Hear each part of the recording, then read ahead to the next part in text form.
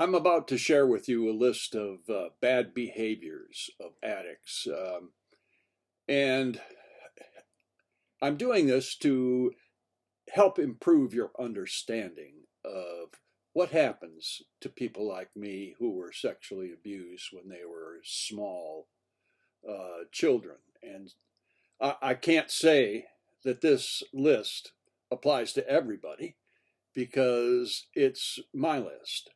And, if you find yourself in some of the things I'm about to tell you, then I think that perhaps you ought to investigate, try deconstructing yourself, and I'll get to that in a minute. But in no way is what I'm about to tell you a justification for my bad behavior.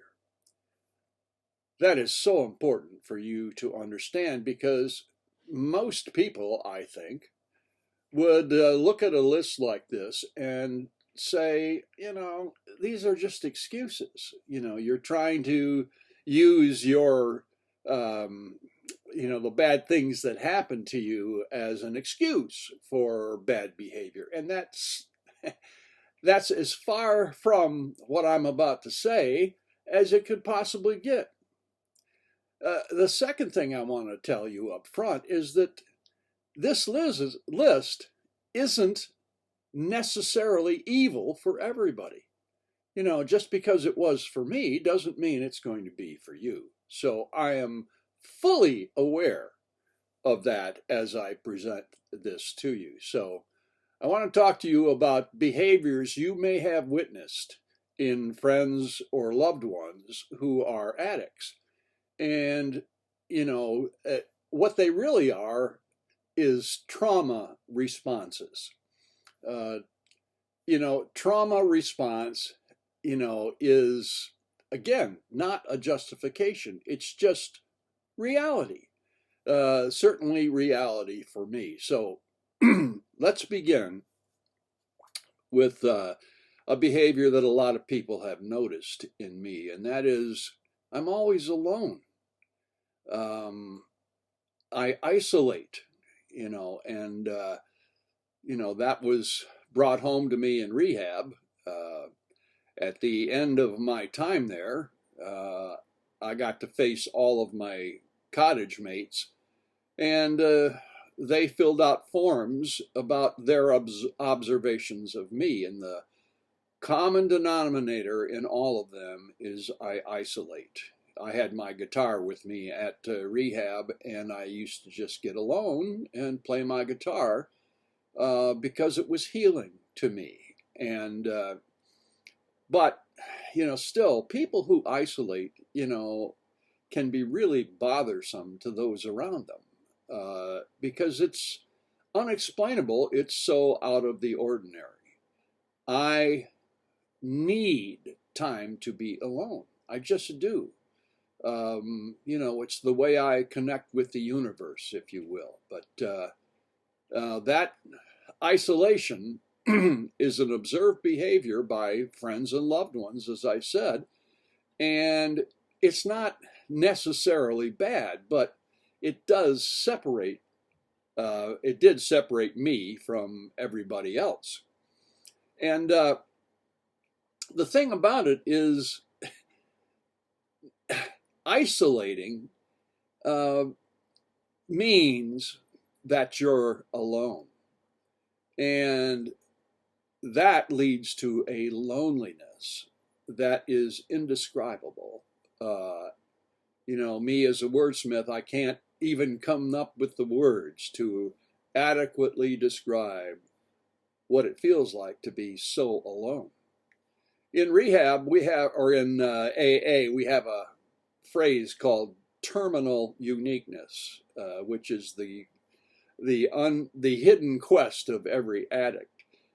We think there's something wrong with us and that we are unique in that sense. But if you look up the word unique, you'll discover that the first definition is, one who's alone in his field. And, so by claiming uniqueness, we are actually saying that we are absolutely alone. And that leads to all sorts of mischief. I am also always afraid. Um, and it's a fear that is so deep that it's really hard to get to overcome. I think I've done a pretty good job, especially in the last 20 years or so. But I am still basically a very anxious person, and some of that is hidden and some of it is not. In my first AA group, we used to host twice a week members from the local rehab because they gained so much by being with us. And one thing that those of us in the group could always tell about these people is that they were filled with anxiety, as demonstrated by what we called the Bradford bounce. Bradford was the name of the rehab that we hosted, but these youngsters mostly, they all had the habit of bouncing their knee. And if you look around and you see somebody bouncing their knee, I can almost promise you that that person is filled with some form of anxiety. So it comes out physically, and that ought to really hit home with some people. I have had a couple of panic attacks in my life. I am claustrophobic because it just feels like I'm surrounded and powerless. And that's the thing about phobias, is that the powerlessness that comes with it is phenomenal.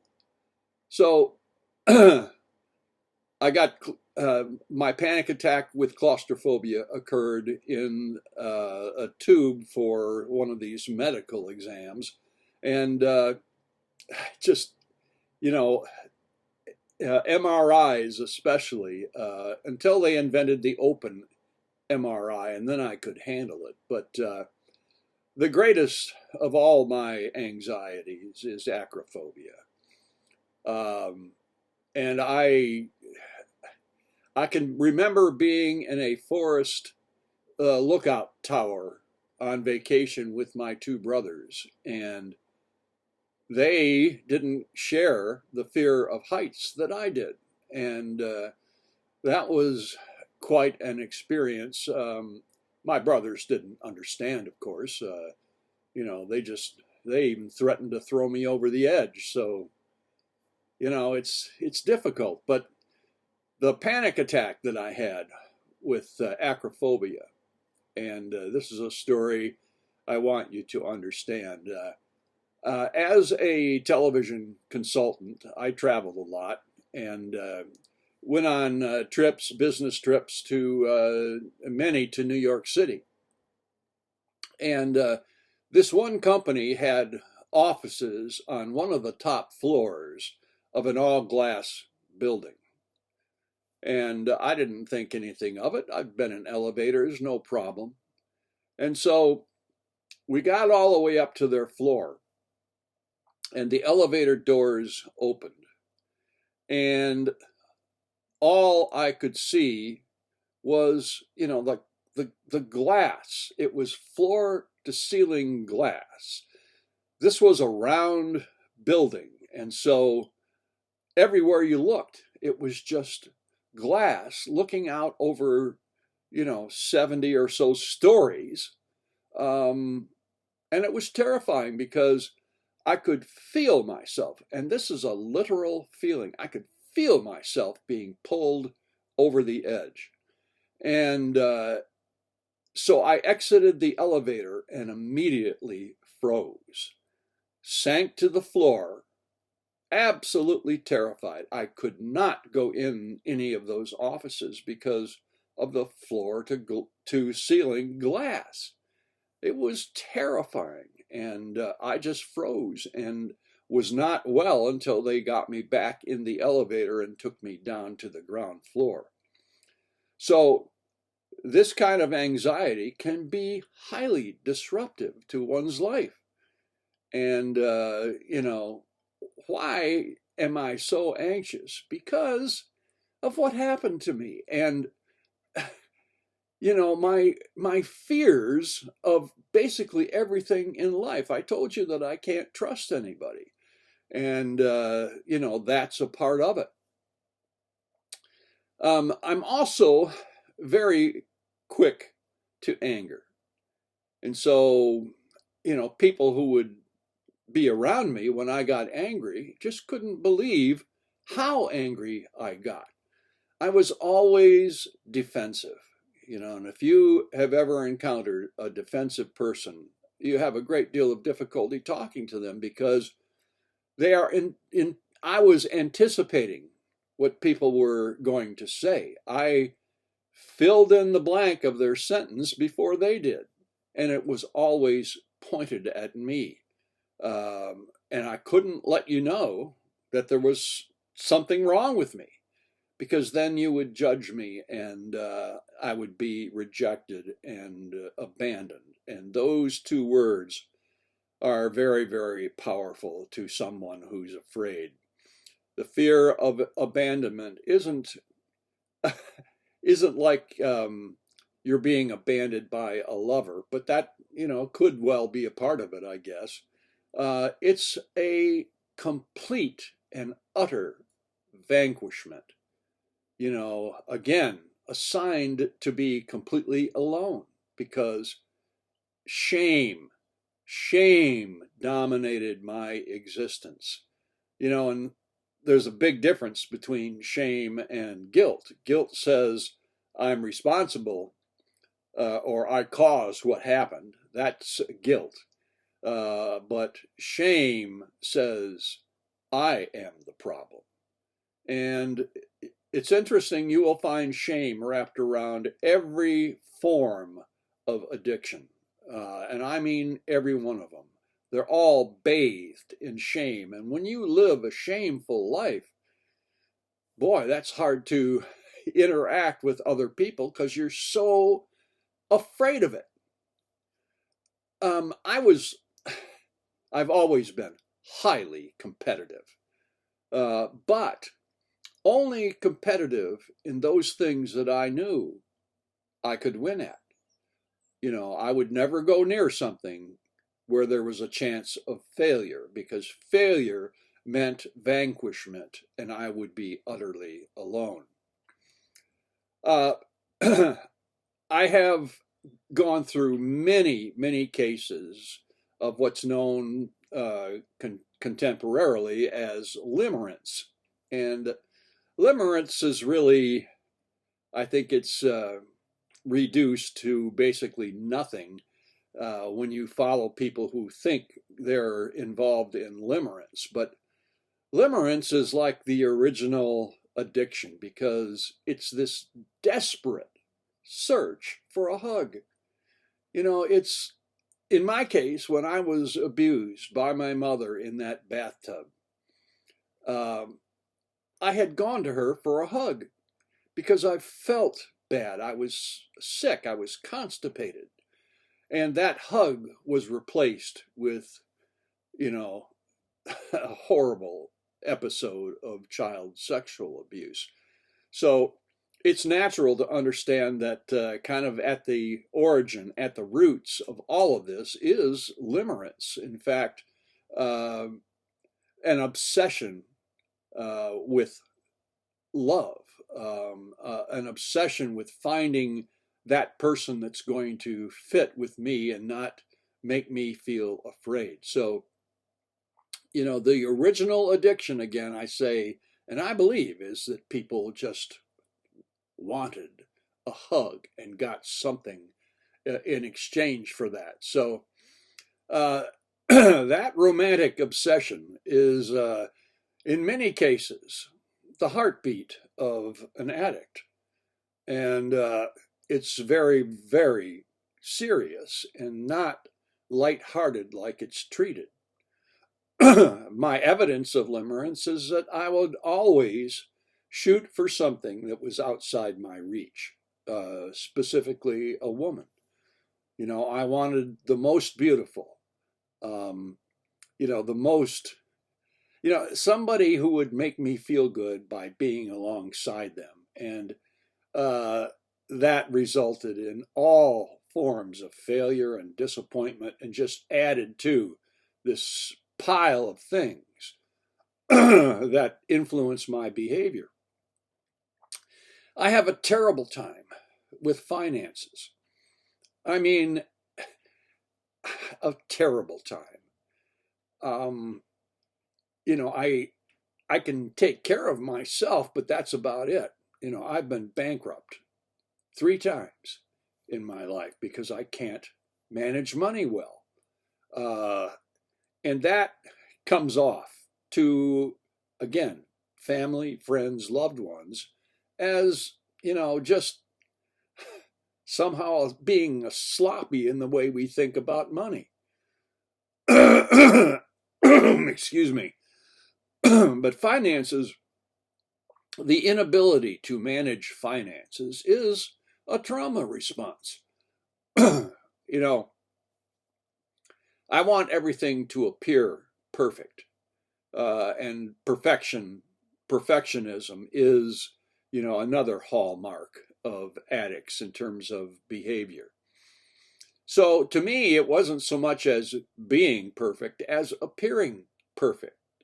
So I would buy things just because they would aid in that trauma response. And, it's just amazing. I'm a whole lot better today at it than I was. And because I see the impact that it's had on me from a credit standpoint. I have crappy credit, terrible credit.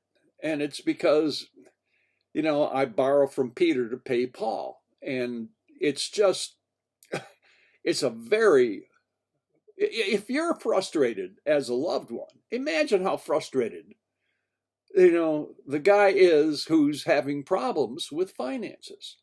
So, it's not always, but it's very often a trauma response. At least it was for me. Some kind of silly things like uh, clutter. I surround myself with clutter. Somehow it makes me feel safe to be surrounded by all of this stuff.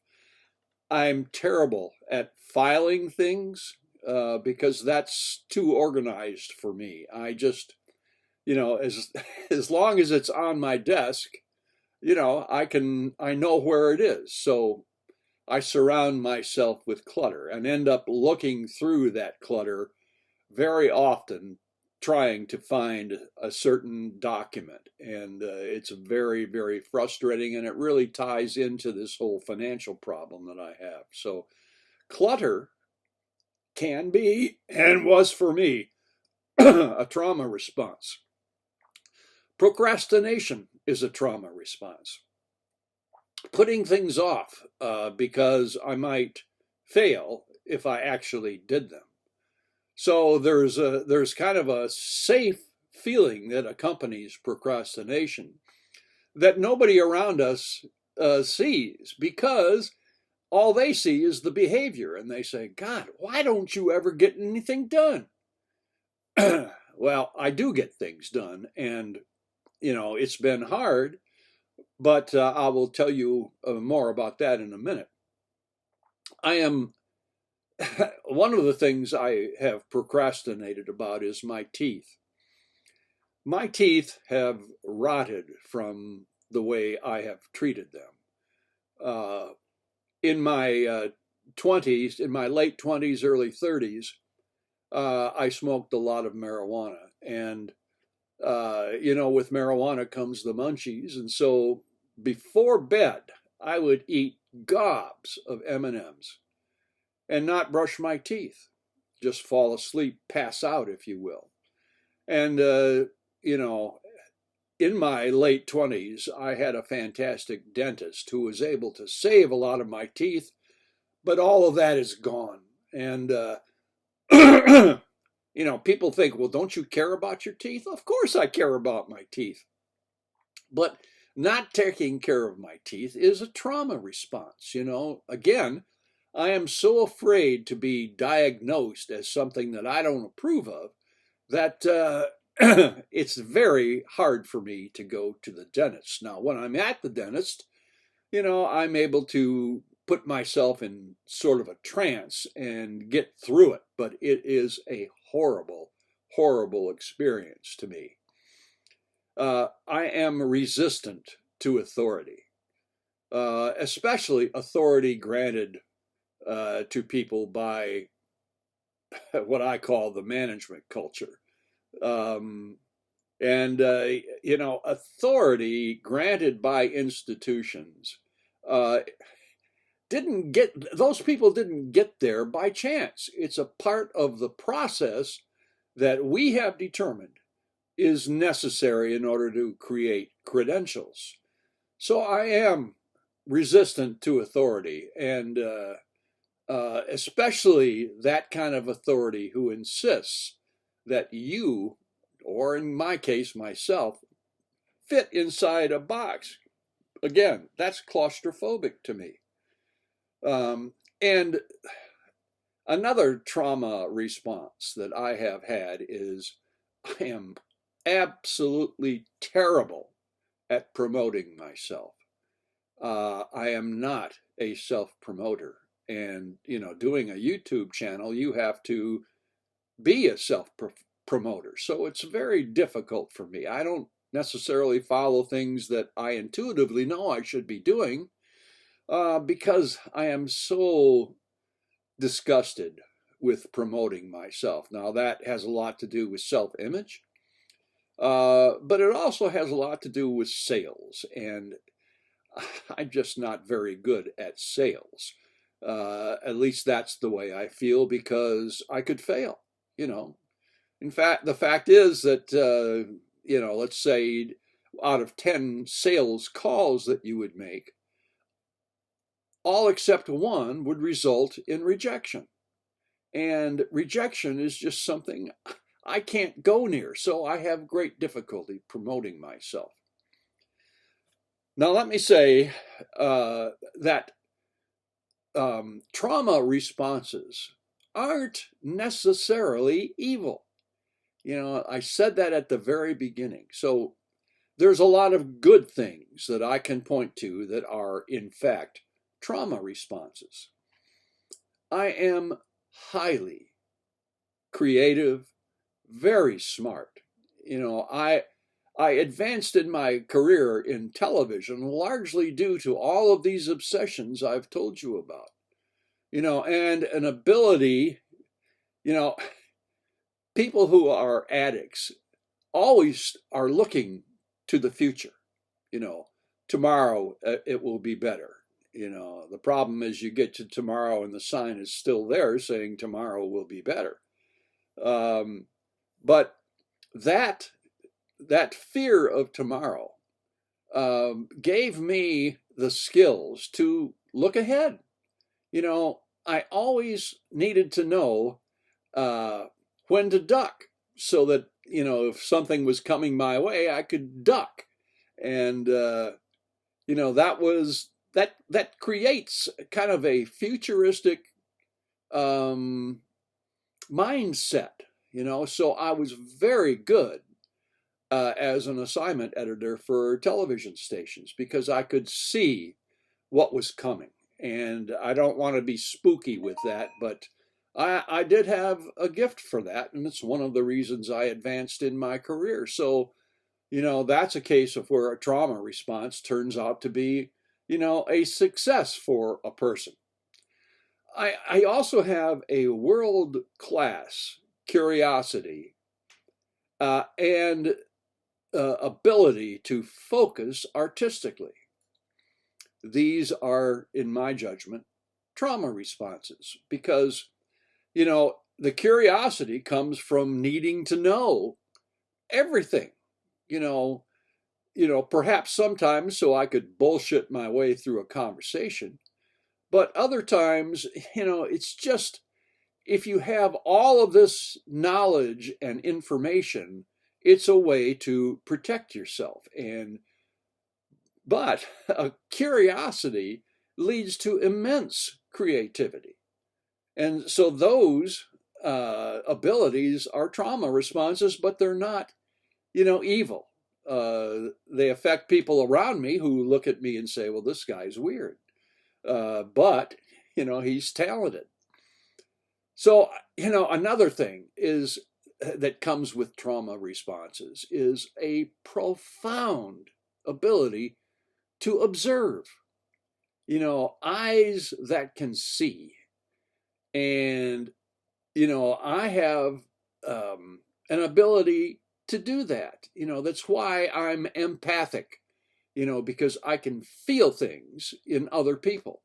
And I can, observe those and reach conclusions, rightly or wrongly, about those people. I once predicted that car salesmen, if they had some of this knowledge of people, could know the right type of car to lead a prospective buyer to. That would be a very powerful use of this ability to observe. And, what is journalism except professional observation? So all of the little quirks that go along with me, these trauma responses, aided my curiosity, and that curiosity propelled me forward in my career. I also have an ability to deconstruct in ways that perhaps others don't. I mean, I know I'm not alone here because there is a whole group of people who are really into personal deconstruction. And you have to be able to deconstruct your past in order to get to the truth about what's motivating you. So that has not been a bad thing. It's been a very good thing for me. So trauma responses aren't always bad. They are always a little different. And that makes us feel out of place, which is another hallmark of addiction. Again, the shame tells me that I'm what's wrong, not any circumstances. And so one of the great revealers of this to me and calming effect is the book of Ecclesiastes in the Bible. And I, again, encourage you to read it because it's known as the book for cynics. But it's not really. What it is the story of life under the sun. And how gratifying is it to learn that in life under the sun, time and chance govern everything. Not everything has a reason. It's just, wrong time, wrong place. Because that explains so much in our quest to find understanding. And it's a profound calming effect on me. So those are trauma responses that I know of, that I have lived through in my life. And I certainly hope that this episode of my YouTube channel has helped you in your own understanding. Of course, I must always say that I could be wrong because, in the end, I'm just a commentary.